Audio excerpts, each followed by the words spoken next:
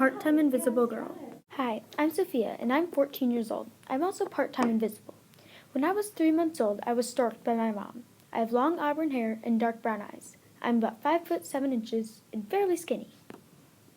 When I was 10, I received a golden necklace with a diamond that had the shadow of a person inside the diamond, and when I hold on to it with one hand, it makes me invisible. My teacher, Miss Thea, gave it to me, but before she did, she said, Sophia, this necklace is very important, and if you need to get away from anything, ever, just hold on to it with one hand. I currently live in Chicago with my mom, Annabeth, and my dad, Tyson. I was storked into Annabeth and Tyson's hands along with my 2 brothers, Peter and Grover, and my 2 sisters, Margot and Leslie. Peter was storked first and is now 22. Then it was Margot, who is 20. Next was Leslie, who is 19. Then Grover, who is 17. And then finally me, Sophia, and I am now 14.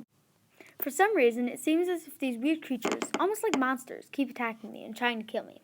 I've gotten kicked out of 7 different schools and only ever gone to 8 schools. I know, it sounds really bad, but honestly, it wasn't my fault. These weird monsters keep growing out of my classmates. Then they would try to kill me, and I would either run away, turn invisible, or fight back. If I decided to fight back and kill them, there would be this bright light. Then they would vanish into tiny silver dust particles. Like one day, I was talking to John, and he just started growing wings and talons. Luckily, I was able to fend him off and turn him into tiny dust particles. The first time my classmate attacked me, I kept calling for a teacher to come help. But they just looked up and acted like there was no strange monster with wings attacking me in the middle of the room. I've just stopped asking for help and started staying away from all the new people, which are usually ones who turn into monsters. Though I have made one new friend at my current school. Her name is Crystal. Crystal is tall, with blonde, almost white hair, and 1 brown eye and 1 green eye. Crystal is way too overprotective of me. She was always trying to protect me from doing dangerous or fun things that I really wanted to do. My first encounter with monsters was on a school field trip to a museum, when one of my teachers started attacking me and turned into a big lion with a club for a tail and snake heads as its mane.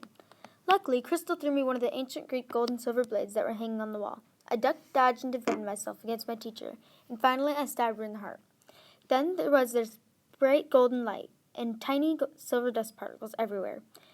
It was that point that Crystal explained what happened, and that I am a half-blood. After my first encounter with monsters, Crystal explained that she had been sent to my school to protect me, and that Miss Thea had alerted Camp Half-Blood that she had thought I was a half-blood. Camp Half-Blood is a camp where all of the sons and daughters of gods and goddesses go to. That is also when I figured out that Miss Thea is really a centaur, and that Crystal is the daughter of Athena. I had gotten storked by my mother. She had left a letter with me, and it read, "Please take care of my daughter Sophie, for she is the daughter of a Greek god, and I know you think that Greek gods are fake and all, but here's the truth. A god came down to earth and we met, and we ended up having a baby. But he left me a note that said that he was a god and that he had broken a law. It also said to take care of Sophie and that she will someday be attacked by monsters that are trying to kill her. And so I'm begging you, please take good care of Sophie and try to protect her from danger. Just don't be surprised if someday you figure out that she is being hunted and that she will only be safe at Camp Half-Blood." Of course, my parents thought that it was all a joke and that the Greek gods were not real, so they decided not to tell me that my mother had left a note. After I figured out that I was a half-blood, I asked my parents why they never told me that I was a half-blood, and they decided that it was time to show me the letter from my mother. After that, I was furious that they didn't believe my real mom, and that they would keep something like that a secret. So the next day, I decided to run away and try to find my real mom. Of course, I took the letter with me and left a note of my own telling everyone goodbye and that I had gone to find my real mom.